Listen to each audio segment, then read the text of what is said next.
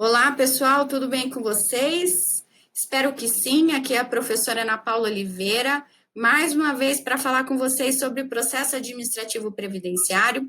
E no vídeo de hoje nós vamos falar sobre um procedimento específico, o pedido de reabertura de processo ou de revisão de ofício, previsto no artigo 696, parágrafo único da IN 77. Eu escolhi falar sobre esse assunto até a pedido de alguns alunos, sugestões. Por quê? Porque é um procedimento que nós temos pouca teoria, pouco material sobre ele. É um procedimento mais prático mesmo, mais do dia a dia da advocacia, e por isso geram inúmeras dúvidas. Nosso objetivo aqui hoje é entender quando a reabertura é cabível, em quais hipóteses, então vou trazer alguns exemplos, de que forma que a gente pode fazer esse procedimento, o pedido, como pode ser feito o protocolo, como que funciona a peça, tá bom? Então, vamos lá. Eu vou colocar aqui os slides só para a gente facilitar o acompanhamento, e antes de tudo eu vou colocar o meu canal, o canal do Instagram, desculpa, o canal do YouTube, e também o meu perfil do Instagram, Ana Paula Oliveira ADV, @ Ana Paula Oliveira ADV no Instagram, e o canal do YouTube Ana Paula Oliveira, advogada previdenciária. Alguns dados meus aqui profissionais, tá? Então, quem não me conhece, quiser me seguir lá nas redes sociais, será um enorme prazer conhecer melhor vocês, né? Tem sido um canal legal de comunicação com o pessoal aqui do Legale, tá bom? Vamos lá. Então, como eu disse, a reabertura do processo ou revisão de ofício pelo INSS está previsto na IN 77 de 2015, no artigo 696, parágrafo único, que vai dizer que, uma vez constatado o erro, um erro no processo, ainda que em fase de novo requerimento, ou seja, teve um protocolo, foi negado, aí faz um novo requerimento administrativo. Se nesse novo requerimento administrativo houver pedido de reutilização de documentos do processo anterior, ou o servidor espontaneamente solicitar esse processo anterior para verificar por algum motivo, gerou alguma dúvida, se nesse processo anterior que já foi concluído, for verificado que ele podia ser concedido ou tinha algum tipo de erro, ele pode ser revisto pelo próprio INSS. E ele pode ser revisto de ofício, não precisaria nem o segurado solicitar.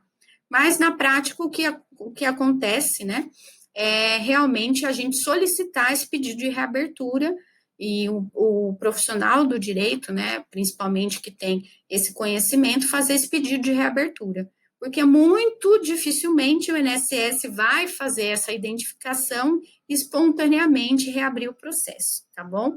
Mas o artigo 696 prevê que pode ser revisto de ofício. Bem, além da IN 696, que trata sobre esse assunto, nós temos a portaria conjunta número 2 de Irbem Dirati INSS, de 30 de agosto de 2009. Vejam, então, que é uma portaria até recente sobre esse assunto. Antigamente, nós não tínhamos nem portaria tratando desse procedimento. Então, geralmente, quando tinha um erro crasso, um erro evidente de análise do processo pelo servidor, o que a gente fazia? Ia até a agência, pessoalmente, ali no tete-a-tete, como se fosse um despacho com o juiz, e explicava para o chefe da agência, o supervisor, né? Na época tinha supervisão de benefícios, hoje a gente conversa com o chefe da agência, o gestor da agência, e explicava ali que teve um erro evidente e pedia a reconsideração daquela decisão antes mesmo do recurso, ou protocolava o recurso e dentro do recurso fazia essa solicitação para que o servidor reanalisasse aquele processo. Bem, agora, como é tudo eletrônico, mudou um pouco o procedimento de reabertura, porque como é tudo realizado pelo INSS por meio de tarefas, se for identificado algum erro, tem algumas pessoas que têm esse poder de pedir a reabertura dessa tarefa para que seja, então, revista aquela decisão que pode ter tido erro, tá?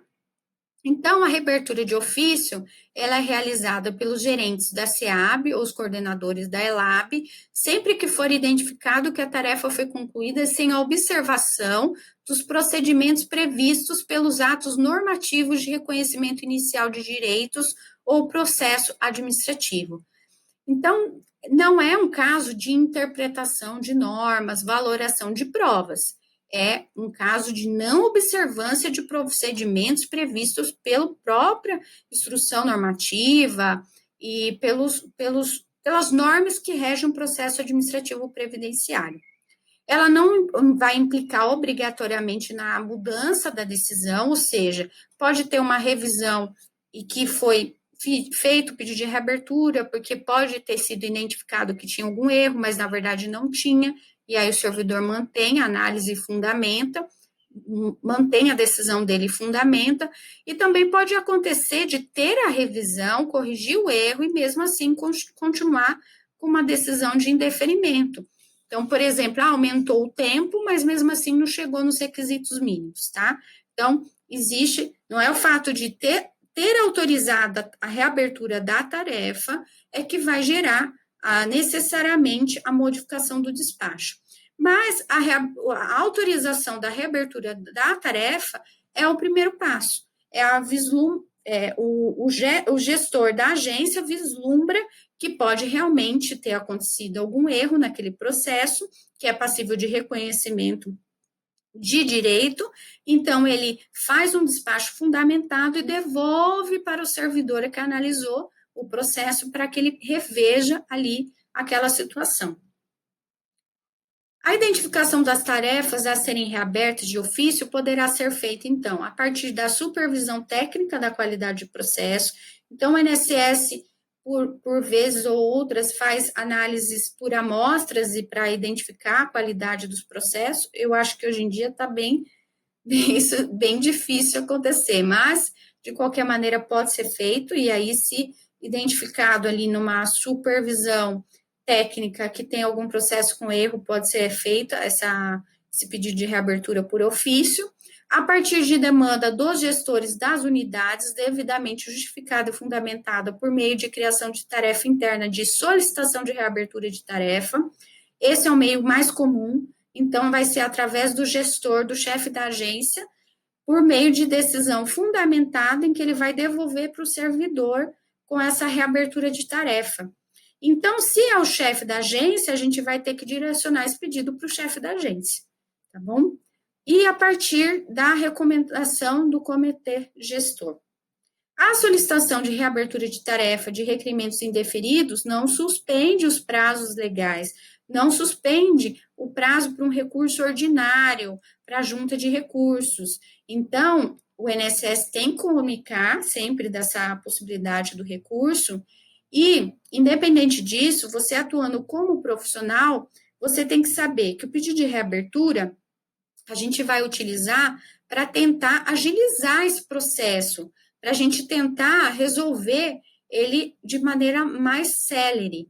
Mas não quer dizer que eu vou deixar de fazer o meu recurso. Então, se eu estou atuando no processo administrativo, o que eu vou fazer? Eu vou fazer o pedido de reabertura para tentar agilizar porque é um erro evidente, pode ser resolvido de maneira mais célere, e vou fazer o recurso por cautela. Eu faço sempre as duas coisas, as duas petições, tá bom? Então, isso é um fato, é um ponto muito importante. Faça a reabertura, mas faça o recurso administrativo, porque não para o Conselho de Recursos, porque não suspende o prazo, o fato de você fazer esse pedido de reabertura. E pode ser negado a reabertura, pode ser negado pode o chefe da agência autorizar a reabertura, mas o servidor manter o indeferimento, justificar ali e manter. Então, sempre você vai fazer o recurso para o Conselho de Recursos normalmente.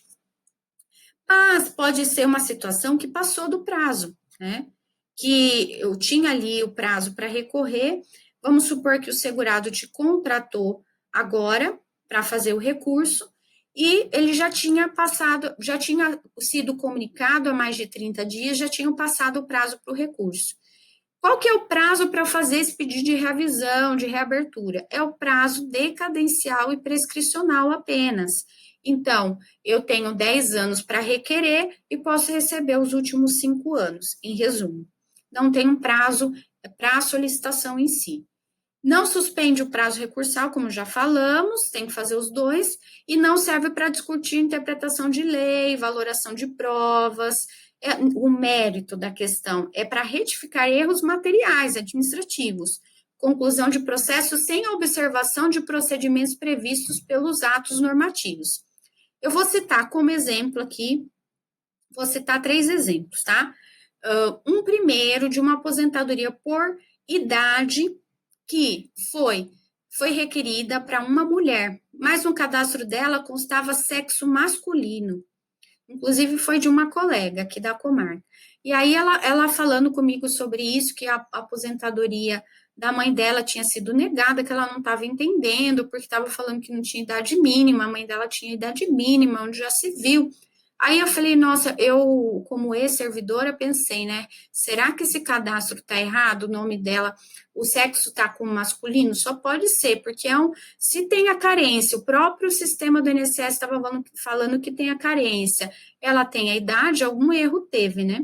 E dito e feito, a hora que a gente baixou o processo para ver, constava lá o nome da mãe dela, tudo, os dados, mais o sexo masculino. Isso é uma questão de erro mesmo material, porque foram apresentados documentos, é sexo feminino, o nome é feminino, e o servidor não se atentou, simplesmente negou por falta de idade mínima. Então, eu sugeri para ela fazer o pedido de reabertura para poder agilizar, porque não é uma matéria que tem necessidade de subir para o conselho analisar. É evidente que vai ter a reforma dessa decisão, é só uma questão de atualização de cadastro que acabou culminando no indeferimento indevido.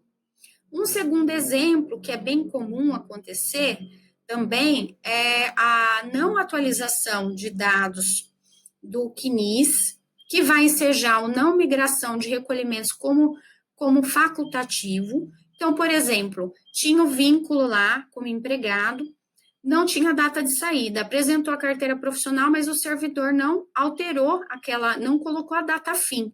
Se não coloca a data fim no vínculo, aquele vínculo é como se ele tivesse em aberto, a pessoa estivesse trabalhando, supostamente.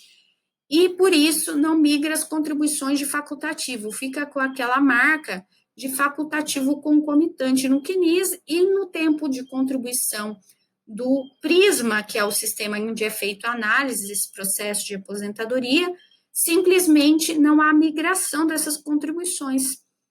Então, nesse caso também, é passível de reabertura. Você apresentou, não deu, o INSS não fez, o servidor não deu a baixa, ele tem que dar a baixa naquele vínculo, ou colocar alguma data de saída para poder migrar essas contribuições.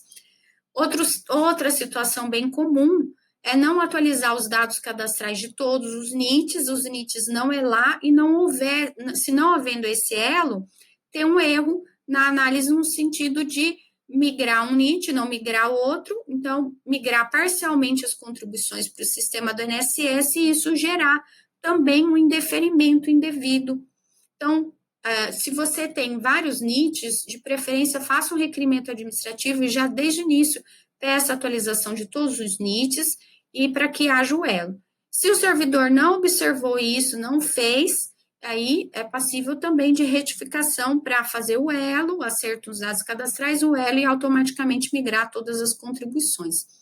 E às vezes há erro mesmo na análise do benefício, como por exemplo, eu tive uma aposentadoria por tempo de contribuição de uma cliente que teve o benefício cessado no pente fino, na operação pente fino, aposentadoria por invalidez.